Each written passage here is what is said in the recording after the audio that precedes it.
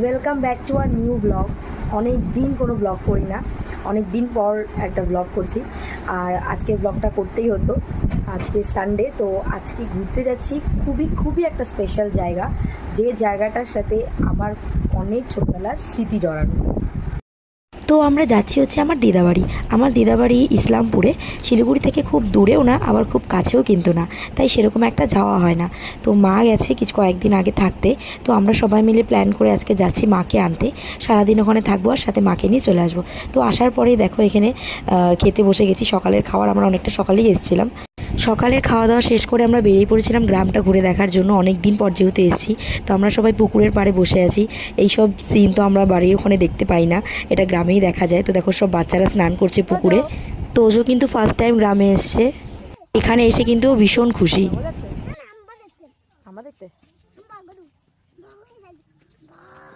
সারাদিন সবার সাথে সময় কাটাতে গিয়ে আর ভিডিও করা হয়নি। তো এখন সন্ধেবেলা দেখো, এখানে সন্ধেবেলা কত সুন্দর করে পুজো হয়, প্রতিদিনই এটা হয়। তো আমাদের এখন বাড়ি যাওয়ার সময় চলে এসছে, তো আমরা সবাই রেডি হচ্ছি আর কি বাড়ি যাব।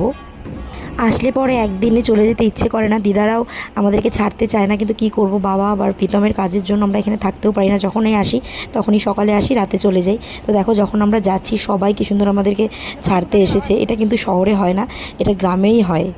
এই দেখো এটা আমার দিদাকে ছেড়ে যেতে একদম মন চাচ্ছিল না। দিদারও কিন্তু খুব মনটা খারাপ হয়ে যাচ্ছিল আমরা চলে যাচ্ছি জন্য। দিদাকে সাথে করে নিয়েও যেতে পারবো না, কারণ দিদা চলে গেলে দাদুর খুব অসুবিধা হয়ে যায়। আগেরবার যখন আমরা এসেছিলাম দিদাকে আমরা সাথে করে নিয়েই গেছিলাম, কিন্তু এবার আর সেটা হলো না। তারপরে সবাইকে টাটা দিয়ে আমরা বাড়ি ফিরলাম।